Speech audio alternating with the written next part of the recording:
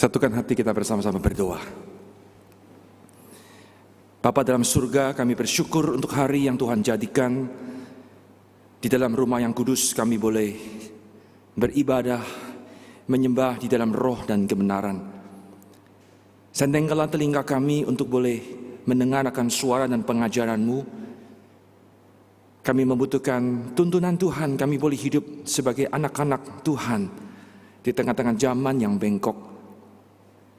Engkau yang telah menebus kami dengan darah anak domba Allah.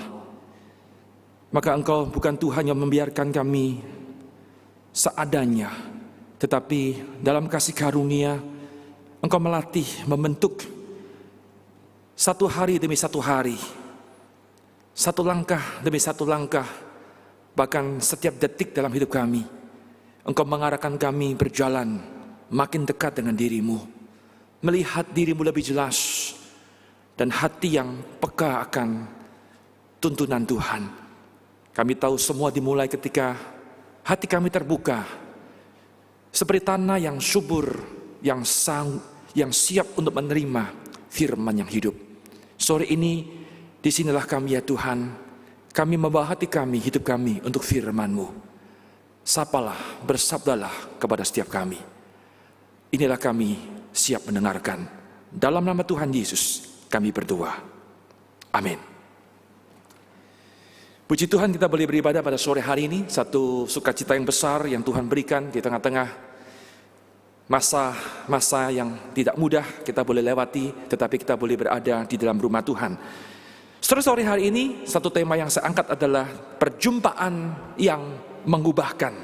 Perjumpaan yang mengubahkan. Setelah tahu, ada sebuah kisah yang akan saya angkat dalam sore hari ini. Adalah seorang pria dalam kitab suci, seorang pria yang pernah berjumpa dengan Tuhan Yesus, dia bertemu dengan Yesus, dan itu adalah satu perjumpaan yang sangat berarti, satu perjumpaan yang memberikan dampak yang besar bagi seorang pria ini. Sudah tahu pria ini adalah pria yang tentu akrab di dalam telinga kita. Saya tahu sudah sangat kenal pria ini. Saya akan memberikan sedikit keterangan, memberikan clue. Pria ini adalah, ciri-cirinya adalah tingginya kurang lebih 140 meter, 140 cm maksud saya. Nggak terlalu tinggi, agak pendek. Oke? Kenal dia? Siapa dia? Kemudian dia naik panjat pohon. Kenal? Boleh dengar suaranya? Sakius. Tepat sekali. Anda sudah menemukan jawabannya dan sudah tahu akan khotbah ini. Oleh karena itu kita tutup dalam doa. Sama-sama melihat Injil Lukas pasal yang ke-19. Lukas pasal 19, kita akan merenungkan butir-butir di dalam ayat yang bertebaran, khususnya di dalam perikop ini. Setelah luar biasa sekali, saya buka dengan sebuah kalimat, yaitu kehidupan Sakius merupakan sebuah cermin, sebuah potret bagaimana perjalanan orang-orang percaya di dalam tahapan, di dalam fase demi fase yang dia lewati. Ada tiga fase yang kita pikirkan dalam ibadah sore hari ini terkait dengan refleksi cerminan kehidupan seorang yang bernama Sakius. Bagian pertama akan kita renungkan, yaitu saya memberi tema sub kecil adalah hidup yang kosong. Hidup Sakius adalah hidup yang kosong. Kita mengawali pembacaan ayat yang pertama dan ayat yang kedua. Saya mengajak kita bersama-sama membaca ayat ini 1, 2, 3. Yesus masuk ke kota Yeriko dan berjalan terus melintasi kota itu. Di situ ada seorang bernama Sakius, kepala pemungut cukai, dan ia seorang yang kaya. Sudah ketahuilah siapa Sakius yang dihadirkan oleh kitab suci, satu profil yang diperlihatkan di dalam bagian yang kita baca. Sebelum kita menelusuri lebih jauh, sudah perlu tahu bahwa diberi keterangan di sana adalah dia adalah pemungut cukai, kepala pemungut cukai. Saudara, ada dua profesi, ada dua pekerjaan, ada dua kelompok manusia yang disingkirkan oleh orang-orang Yahudi pada masa itu. Yang pertama, dia adalah perempuan berdosa, wanita berdosa. Maka orang-orang Yahudi sangat tidak suka, dia meremehkan, dia merendahkan, dia menyingkirkan ketika bertemu dengan orang berdosa, perempuan berdosa. Yang kedua, siapakah orang-orang yang disingkirkan oleh masyarakat Yahudi adalah pemungut cukai. Pemungut cukai. Ada apa dengan pemungut cukai? Mereka tahu bahwa pemungut cukai adalah orang-orang yang bekerja, lebih tepat dipekerjakan, direkrut oleh pemerintah Romawi untuk apa? Untuk menagih pajak, memungut pajak daripada masyarakat setempat. Maka jelas sekali orang-orang Yahudi tentu tidak nyaman dengan kehadiran para pemungut cukai. Mereka berpikir bahwa kamu adalah, tanda petik, pengkhianat bangsa. Kenapa kamu berpihak kepada pemerintah Romawi yang kemudian memeras, yang kemudian mempersulit kami sebagai warga orang-orang Yahudi? Maka siapakah Sakius yang dihadirkan dalam profil ini? Yang pertama dengan jelas, dia adalah seorang yang disingkirkan, seorang yang ditolak, seorang yang diminggirkan oleh kelompok masyarakat. Itulah Sakius. Hal kedua kita temukan ayat yang kita baca memberitahu bahwa Sakius adalah kepala pemungut cukai. Kepala, saudaraku. Wow. Anda perlu tahu bahwa pada masa itu ada 3 kota besar. Misalnya adalah Kapernaum, Kaisarea, dan kemudian Yeriko. Ada 3 kota besar yang di dalamnya ada kantor pajak pusat atau pusat kantor pajak. Oke, ada 3 kota yang dipilih dari wilayah yang begitu luas di daerah Israel. 3 kota. Di sana masing-masing ada kantor pajak. Ada kantor pajak. Itu ada 3 kota adalah kota perdagangan. Di manakah posisi Sakius? Ternyata Sakius adalah chief, kepala, dia pimpinan dari ketiga kota tersebut. Saudara bayangkan, Sakius adalah seorang yang terhormat, seorang yang mempunyai jabatan yang begitu tinggi sekali. Kalau saya memakai bahasa hari ini, barangkali dia sekelas dengan dirjen pajak. Wow, satu level di bawah menteri keuangan. Anda lihat satu posisi yang begitu prestis dari seorang yang namanya Sakius ini. Dan kemudian ayat yang kedua memberikan keterangan sangat jelas kepada kita yang tidak boleh ditafsir. Dia dikatakan bahwa dan ia seorang yang kaya. Inilah Sakius, Bapak Ibu sekalian, adalah seorang yang kaya, seorang yang terhormat. Tidak ada yang kurang dalam hidupnya, semua berlimpah ruah. Saya ulang, tidak ada yang kurang dalam hidup Sakius.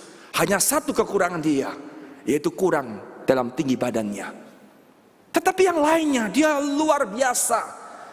Tetapi pada sisi tertentu dia sadar bahwa dirinya adalah orang yang dicemooh, ditolak, disingkirkan oleh orang-orang pada zamannya. Itulah profil daripada seorang pria yang bernama Sakius. Kita teruskan pembacaan kita pada ayat yang ketiga. Apakah yang terjadi dengan kehidupan Sakius? Bersama-sama ayat ketiga semua membaca bagian ini. 1, 2, 3. Ia berusaha untuk melihat orang apakah Yesus itu. Stop dulu. Menarik sekali. Sakius dia berusaha berjuang, ingin tahu siapakah Yesus itu. Saudara perlu tahu bahwa hari itu, pada zaman itu, pada hari-hari itu, rupa-rupanya nama Yesus adalah nama yang lagi viral. Nama yang viral, nama yang diperbincangkan, nama yang terus dibahas dari hari demi hari. Semua orang mengatakan Yesus, Yesus. Kenapa viral nama Yesus di kota Yeriko? Kalau Anda melihat cerita di atasnya, di sana kita temukan bahwa Yesus menyembuhkan satu orang yang kemudian buta. Wah, heboh, saudaraku. Semua orang kagum. Berita yang menggemparkan atas satu pria yang tidak kita kenal, yang kemudian mampir ke Yeriko. Anda tahu bahwa Yesus bukan tujuan ke Yeriko. Dia adalah destinasinya kepada siapa? Kemana? Yerusalem. Dia hanya mampir ke Yeriko. Dia masuk, dia melintasi kota itu. Kemudian dia bertemu dengan seorang yang buta yang bernama Bartimius. Yesus menolong dan menyembuhkan. Virallah berita nama soal Yesus. Dan Sakius pun adalah orang yang mendengar nama Yesus.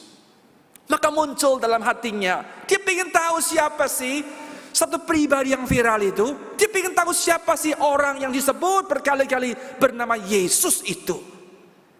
Bapak Ibu sekalian, kira-kira gambarnya seperti ini. Sakius sebagai pribadi yang ditolak oleh masyarakat, disingkirkan oleh orang banyak. Dia kagum dengan satu pribadi yang lain, yaitu pribadi yang diterima oleh orang banyak. Satu pribadi yang selalu dikerumuni oleh ribuan orang dimanapun dia berada.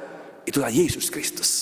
Sakius, dia curious, dia penasaran, dia ingin tahu siapa sih orang figur yang menggemparkan pada hari itu.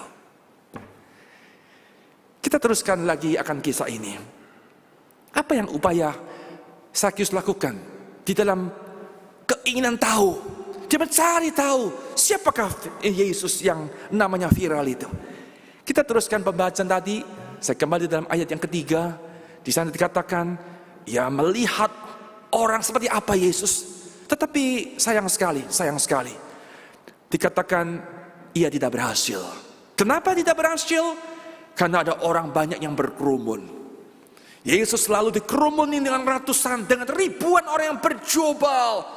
Entah dia orang besar, wanita, pria, anak-anak, orang tua, semua berbondong-bondong dengan berbagai macam kondisi, ingin berdekatan dengan Yesus. Bukan hanya itu, sayang sekali, Sakius badannya pendek. Ada kesulitan, ada kegagalan yang dialami oleh Sakius untuk melihat Yesus. Kita teruskan pembacaan kita ayat yang keempat. Apa yang Sakius lakukan di dalam ayat ini? Maka berlarilah ia mendahului orang banyak. Stop dulu. Saya akan mencoba menjelaskan atau menggambarkan kepada saudara seperti apa yang Sakius lakukan pada hari itu. Dia adalah seorang pejabat eselon 1, seorang yang terhormat. Saya memberikan Anda penjelasan bahwa seorang pejabat pada hari itu bukan seperti hari ini, memakai jas. Para asar di depan memakai batik, karena sekarang adalah hari batik nasional. Pejabat memakai batik juga ya, memakai batik rata-rata. Tetapi pejabat pada zaman itu, dia memakai apa? Memakai jubah yang panjang. Anda bayangkan ini ya, jubah yang panjang. Sekarang ada seorang laki-laki dengan jubah yang panjang. Semua orang tahu dia pasti pejabat, dia pasti pemuka agama, dia bukan sembarang orang. Semua orang tahu, saudara. Sekarang pria itu berlari. Larinya kencang banget, mendahului, melewati semua kerumunan orang banyak.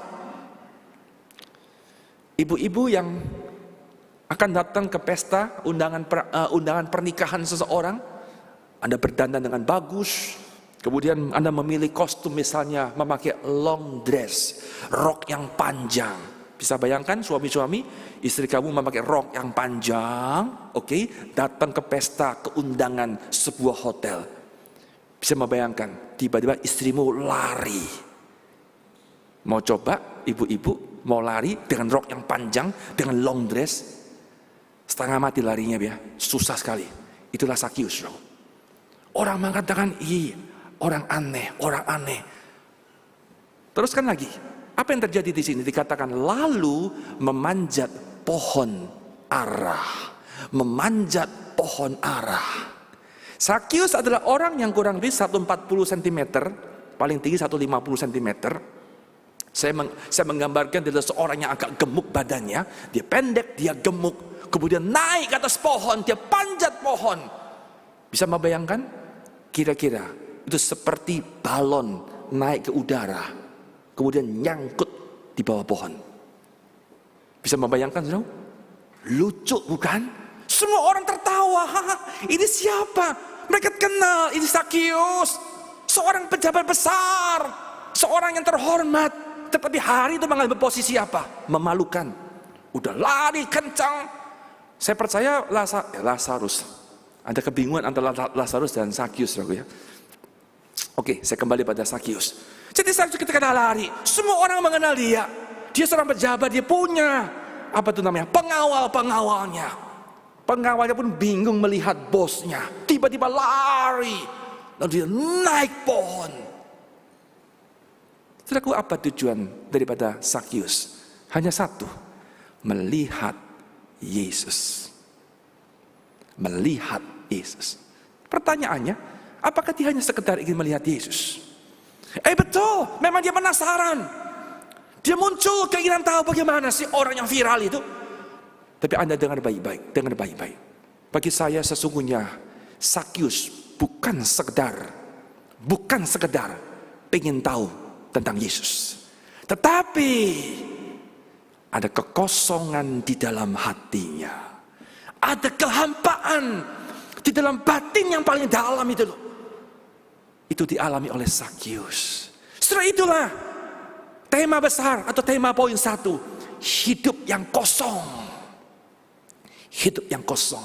Dengar baik-baik, bukankah dalam hidup semua manusia, setiap kita termasuk di dalamnya, adalah hidup yang kosong, saudaraku. Engkau punya uang yang banyak, punya harta yang melimpah, punya jabatan yang tinggi, punya koneksi yang luas, punya keluarga yang bahagia. Engkau adalah seorang pria yang idaman, suami yang dihormati oleh keluarga. Kita punya istri yang baik, istri yang cantik. Kita punya anak-anak yang berbakti kepada orang tua. Itu semua baik, itu dibutuhkan. Tetapi sayang sekali, semua hal tadi tidak pernah mengisi ruang kosong di dalam hati kita. Tidak pernah, saudara.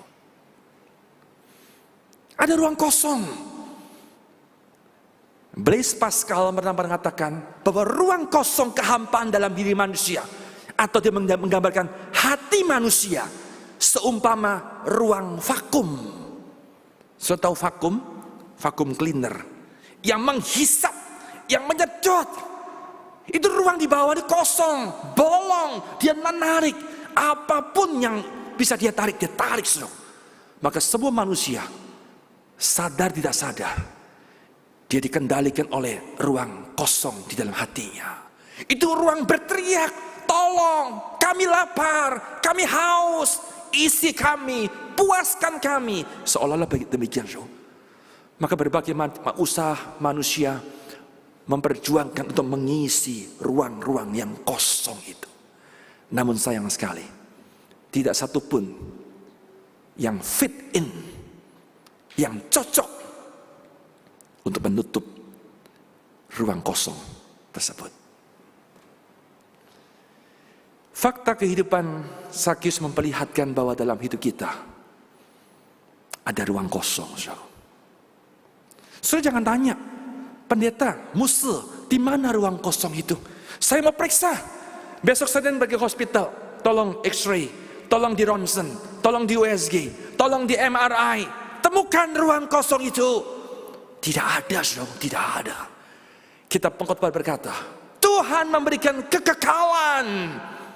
Perhatikan, kekekalan di hati manusia. Itulah ruang kosong, saudaraku. Satu ruang yang bersifat spiritual. Maka engkau tidak mungkin mengisinya dengan harta benda, dengan hal-hal yang fisikal. Tidak bisa. Tetapi ini wilayah yang spiritual. Spiritual.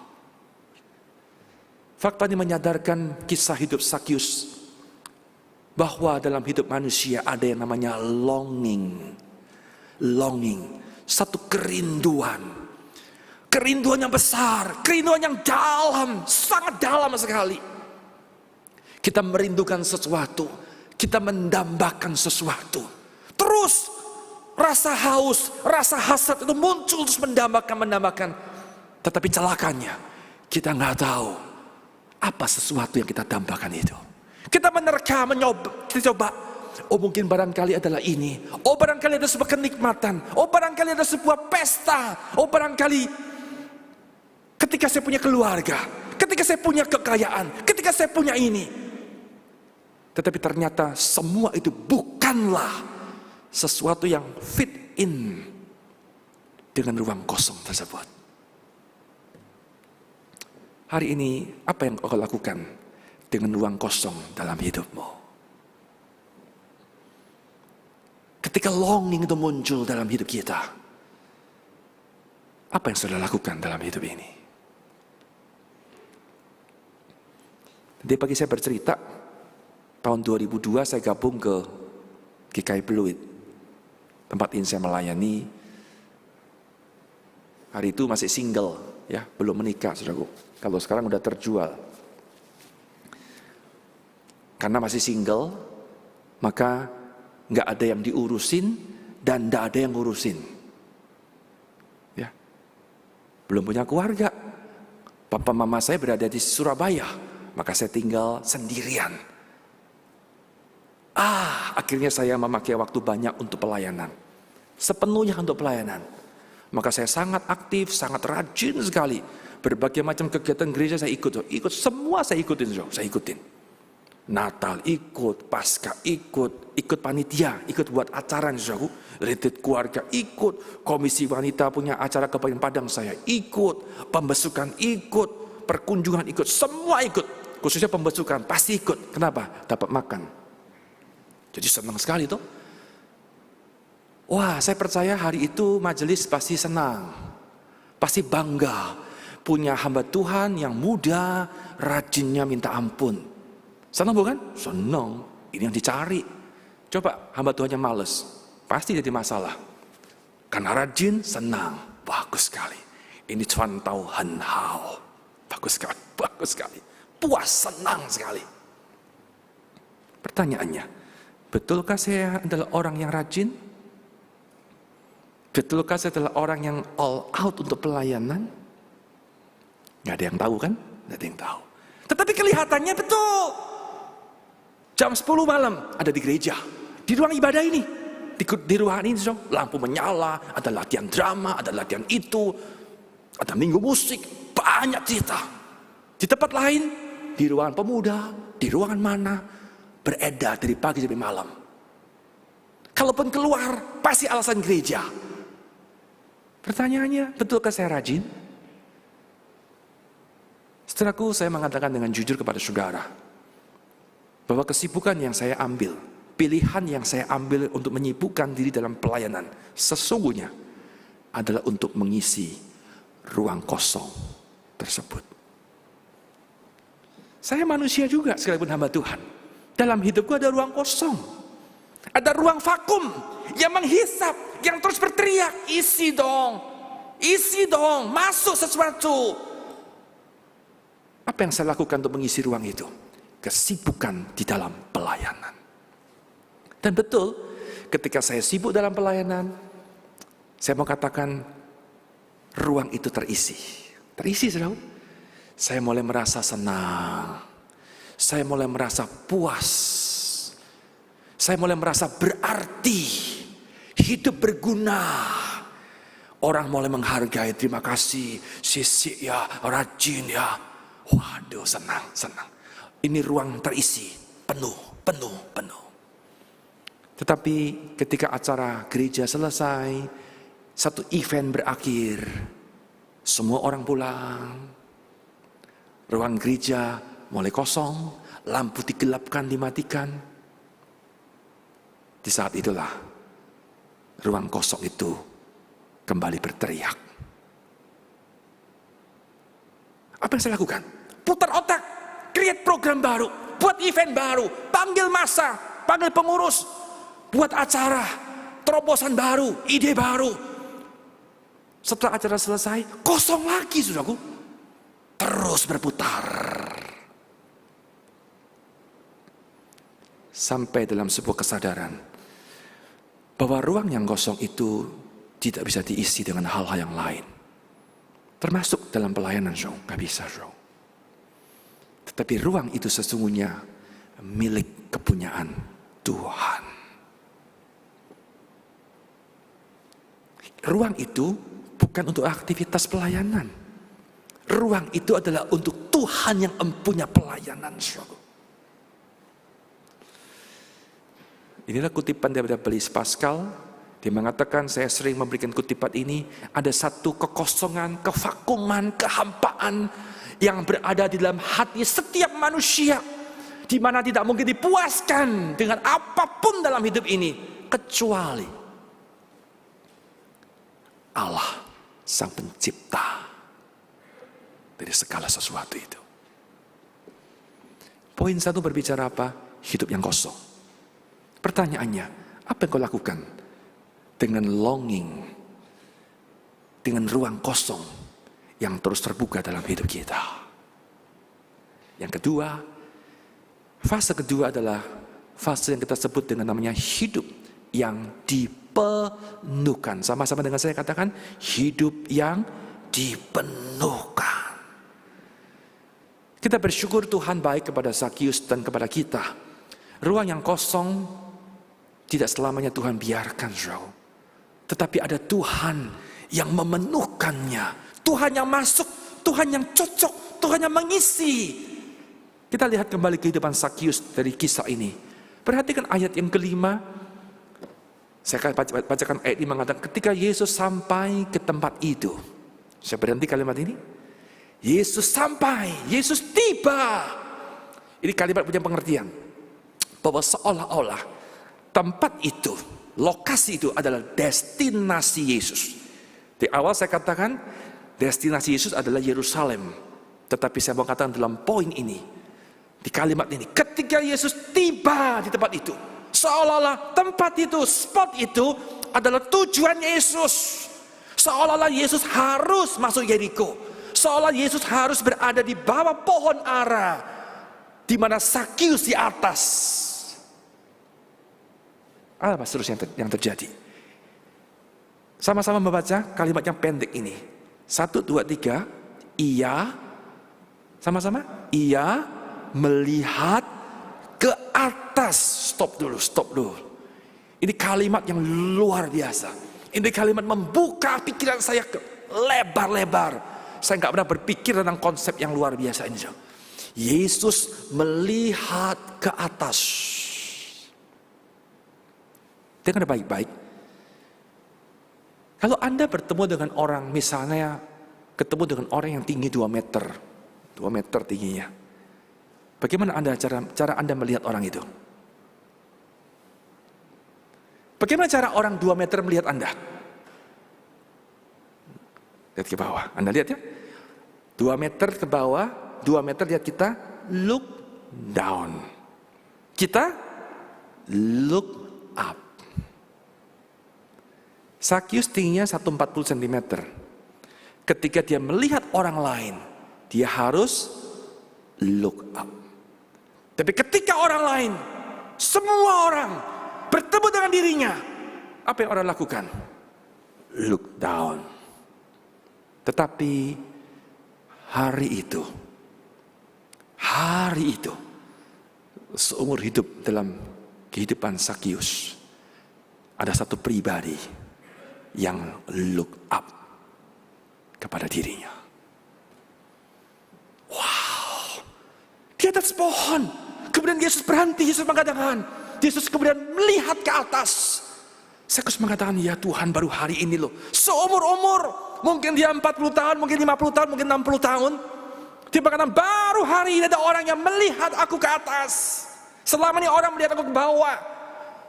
Kalimat ini saya perhatikan baik-baik. Selama ini orang look down terhadap dirinya.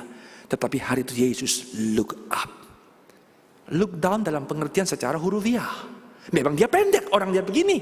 Tetapi look down dalam pengertian secara figuratif.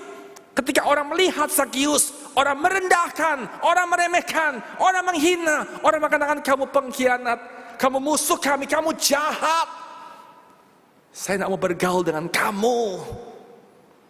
Orang look down kepada dirinya. Tapi hari itu ada satu pribadi yang look up. Kedua dari ayat 5 ini. Di sana ketika Yesus melihat ke atas, dia menatap dengan lama. Kemudian keluarlah satu kata dari mulut Yesus. Apa yang dikatakan oleh Yesus? Zakius. Wow, Zakius. Bukankah Zakius tidak pernah kenal dengan Yesus? Tidak kenal. Dia cari tahu.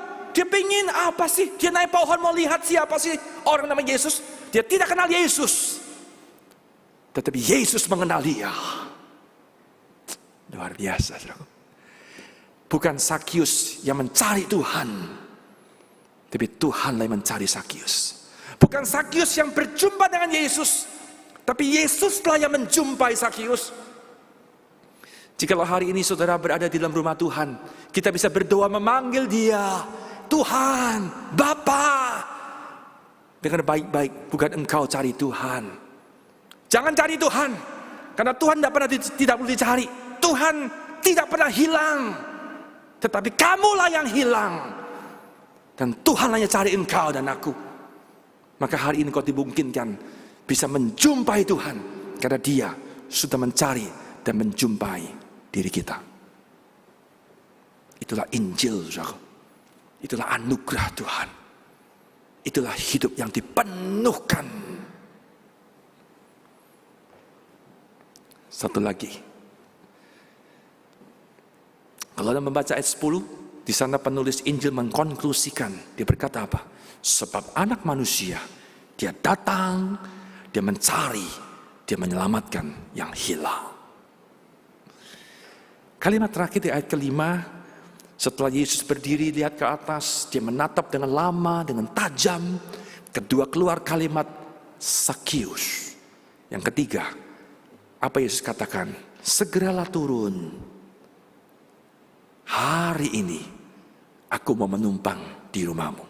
Perhatikan kalimat ini. Selama ini orang lain menutup pintu terhadap Sakius. Oh, nama bergaul. Gak bisa, kamu orang jahat. Kami tolak kamu. Kamu jahat dengan bangsa kami, kamu khianati bangsa kami. No, kami nama bergaul. Saudara perlu tahu, saking marahnya orang-orang Yahudi kepada pemungut cukai, maka semua pemungut cukai, termasuk Sakius, tidak diizinkan masuk ke dalam bait Allah. Tidak boleh. Saya bayangkan, ditolak, reject, saudaraku. Orang tutup pintu, gak mau lihat kamu. Kalaupun saya cari kamu, mungkin saya ada keperluan, supaya jangan dipersulit urusan perpajakan kami. Tetapi di luar itu, aku tidak mau berkawan sama kamu. Pintu ditutup untuk Sakius. Tetapi hari itu, ada satu pribadi yang bukan hanya membuka dirinya, tetapi pribadi itu mau masuk di dalam rumah Sakius. Pribadi itu kemudian mau duduk makan bersama dengan dia. Saudara dengar baik-baik, tradisi yang dimiliki oleh orang Yahudi, hanya orang tertentu yang mau duduk makan. Duduk makan berarti apa? Satu kedekatan, satu apa? Satu penerimaan. Hari itu Sakius, dia merasa pribadi yang hari dia berkata, inilah hari yang aku tunggu. Berpuluh-puluh tahun hidupku kosong, aku isi dengan perkara-perkara yang banyak. Tetapi sekarang aku tahu ini yang aku butuhkan. Apa itu? He look up. Dia melihat ke atas. Dia menerima aku. Dia mencari aku. Dia mendapatkan aku. Dia memeluk aku. Itulah hidup yang dipenuhkan. Ayat ke-6, sama-sama membaca ayat ini, 1, 2, 3. Lalu Sakius segera turun dan menerima Yesus dengan sukacita. Itulah hidup yang penuh sukacita. Barangkali hari ini hidup kita mempunyai kemiripan dengan Sakius. Mungkin kau adalah orang yang ditolak, disingkirkan, diabaikan, tidak diorangkan. Barangkali kita adalah orang yang pernah gagal dalam hidup ini. Para suami, istri mengatakan, bagaimana kamu kerja tidak bagus-bagus. Lihat tetangga, lihat kita punya family. Sukses, kamu kerjanya bertahun-tahun seperti gini aja. Wah, kita jatuh, kita down. Kita mengalami ada banyak hal dalam hidup ini. Apapun yang saudara alami, sore hari ini, dengar Yesus look up dirimu. Dia melihat kita, dia mencari kita, dia mendapatkan kita, dia menerima kita apa adanya. Setelah saya membayangkan Sakius ketika makan bersama Yesus di dalam rumahnya. Saya ulang, saya yakin sekali, tidak ada kata-kata penghakiman keluar dari mulut Yesus. Tidak ada. Jangan berpikir kemudian Yesus mengatakan, Sakius, bertobatlah kau. jangan nakal-nakal, jangan jahat-jahat lah. Berapa banyak kamu peras harta orang lain? Bertobat, sudah tua ada umur. Yesus tidak demikian, saudara. Tetapi Yesus hadir dengan bahasa tubuhnya, dengan perkataan yang dimunculkan, cukup mewakili untuk Zakius bertobat. Karena dia tahu ada pribadi yang menerima dirinya. Poin yang terakhir, yang ketiga, dari hidup yang kosong jadi hidup yang dipenuhkan, dan pada akhirnya berujung kepada hidup yang seperti apa? Fase ketiga adalah hidup yang diubahkan. Kita teruskan pembacaan kita di dalam ayat yang ke-8. Ayat ke-8. Satu ayat yang luar biasa, satu ayat yang mengejutkan. Setelah kita akan ekspos bersama-sama. Semua membaca 1, 2, 3. Tetapi Zakius berdiri dan berkata kepada Tuhan, Tuhan, setengah dari milikku akan kuberikan kepada orang miskin. Dan sekiranya ada sesuatu yang kuperas dari seseorang, akan kukembalikan 4 kali lipat. Pelajari baik-baik, ya, telaah baik-baik kalimat-kalimat yang luar biasa ini. Saudara bayangin, setengah dari harta dia berikan pada orang miskin. Wow. Ini nggak main-main, nggak main-main. Kalau dia punya 100 juta, maka 50 juta untuk orang miskin. Kalau dia punya 1 miliar, 500 juta untuk orang miskin. Kalau dia punya 10 miliar, 5M untuk orang miskin. Saya perhatikan, ini persentase yang besar sekali, saudaraku. Pertanyaan, dari mana perubahan seperti ini terjadi? Dulu dia cari uang, tebalkan kantong dengan segala macam upaya. Satu kali pertemuan dengan Yesus, dia berubah radikal. Yang berikutnya, dia berkata, sekiranya ada orang yang kuperas, 4 kali aku kembalikan. Nah, kalau Anda perhatikan dalam budaya ataupun catatan dalam perjanjian lama, misalnya ada seseorang yang memeras tetangganya, maka orang itu harus mengembalikan sejumlah 120%. Misalnya ada seorang ibu, kemudian dia memeras tetangganya dengan nominal katakanlah 1 juta rupiah, 1 juta rupiah. Maka ibunya harus mengembalikan berapa? 1,2 juta, 120%. Kalau dia memeras 10 juta, dia harus kembalikan 12 juta. Oke? Itu catatan dalam perjanjian lama. Berapa yang Zakius lakukan kepada orang yang diperas? 400%. Melampaui catatan di dalam perjanjian lama. Luar biasa, bukan? Persentase yang di luar nalar kita. Mengerikan sekali. Mengerikan sekali. Pertanyaannya, bagaimana mungkin bisa terjadi perubahan yang begitu besar dalam diri seorang yang namanya Zakius ini? Setelah aku berjumpa dengan Yesus melahirkan hidup yang diubahkan. Itulah Zakius. Setelah jangan berpikir bahwa, jangan terpukau ataupun terfokus kepada persentase tadi. Oh jangan. Perubahan ini adalah perubahan yang bagaimana? Perubahan yang bukan bersifat yang di luar. Perubahan yang bersifat perilaku. Tidak, tetapi perubahan yang dimulai dari di dalam. Menarik sekali. Di akhir khotbah ini, saya bersama dengan penulis Injil Lukas ingin menghadirkan kepada saudara sebuah perbandingan yang menarik sekali. Penulis Injil ingin mengkontraskan antara Zakius Lukas 19 dengan ada seorang kaya di dalam Lukas pasal 18. LAI memberi judul orang kaya yang sukar masuk kerajaan surga. Pernah baca? Lukas 18. Siapakah orang kaya ini? Dikatakan dia adalah pemimpin, ruler, pemimpin. Injil Matius kisah yang paralel menyebutkan dia adalah orang muda yang kaya. Saya ulang, Sakius dikontraskan, diperbandingkan dengan orang muda yang kaya.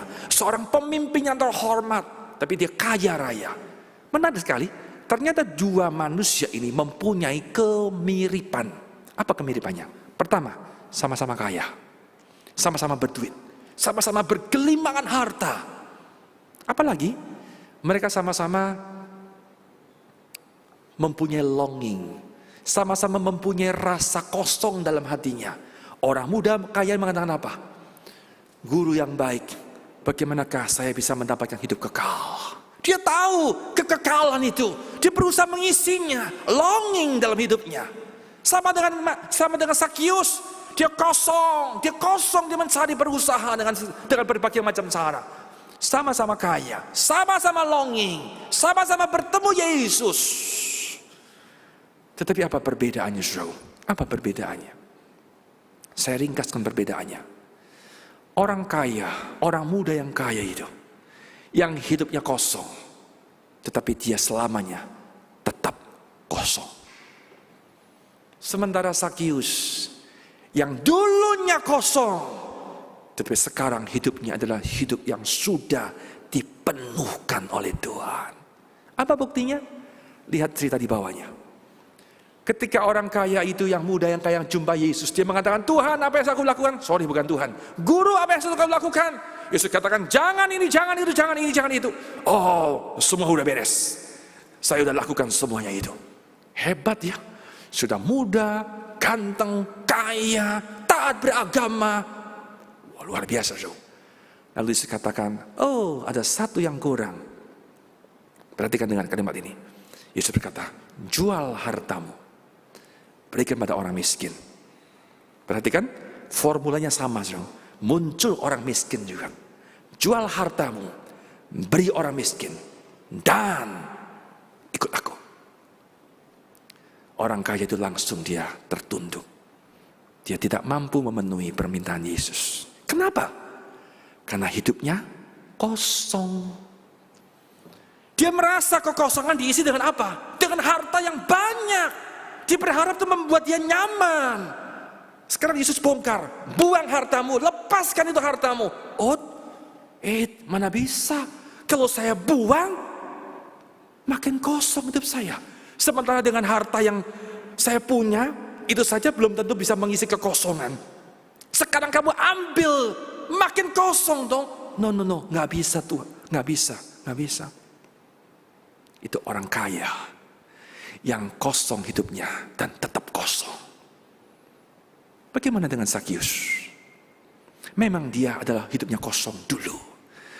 Namun setelah dia bertemu dengan Yesus, yang kosong itu dipenuhkan oleh Yesus. Melahirkan sebuah respon perkataan Sakius. Setengah dari hartaku untuk orang miskin. Sakius tahu kepenuhan hidupnya bukan terletak kepada harta yang dia timbun berpuluh tahun. Bukan, saudara. Karena dia sudah penuh hidupnya. Ada punya Yesus di dalam hatinya. Maka dia mengatakan, ini harta bisa untuk orang lain. Bahkan aku melakukan lebih dari tuntutan Taurat. 400%. Saya ulang, jangan terfokus kepada berapa besar persentasenya. Bukan itu poinnya, saudara. Tetapi apakah hidupmu adalah hidup yang sudah dipenuhkan, yang pada akhirnya kita mampu bukan lagi berfokus kepada diri, tetapi hidup yang berfokus atau hidup bagi Tuhan dan orang lain. Perjumpaan yang mengubahkan dimulai ketika seseorang dari hidup yang kosong, kemudian dia mulai menerima hidup yang dipenuhkan di dalam Tuhan. Dan hidup yang dipenuhkan pada akhirnya membuat dia adalah hidup yang diubahkan. Hidup yang dipersembahkan kepada Tuhan. Dan hidup yang selalu menjadi berkat bagi banyak orang di tengah-tengah dunia ini. Pertanyaannya, apakah hidup kita adalah hidup yang telah berjumpa dengan Tuhan? Berapa puluh tahun kita menjadi orang Kristen? Bukan urusan berapa lamanya, bukan berapa seringnya kamu datang gereja, tetapi apakah dalam hidup ini kita bertemu dengan Dia, yang dimulai dari Dia yang menemukan kita yang hilang. Perjumpaan dengan Tuhan yang memenuhkan hidup ini, membuat engkau menjadi orang yang diubahkan dari hari demi hari. Kita berdoa. Sekarang kami mengerti ya Tuhan, mengapa hidup kami terus kosong. Kami pikir dengan mempunyai harta benda, kami pikir dengan mempunyai pasangan hidup, keluarga yang harmoni, kami pikir dengan workaholic, kami pikir dengan ini, dengan itu, kami mendapatkan kepenuhan dalam hidup. Namun ternyata kami disadarkan, segala sesuatu itu sementara.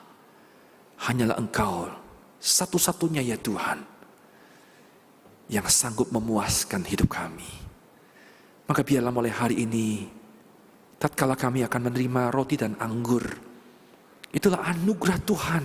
Karena kami sadar hanya anugerah Tuhan yang bisa membuat kami bertemu dengan diri-Mu, dan hanya anugerah Tuhanlah yang bisa memenuhkan hidup kami.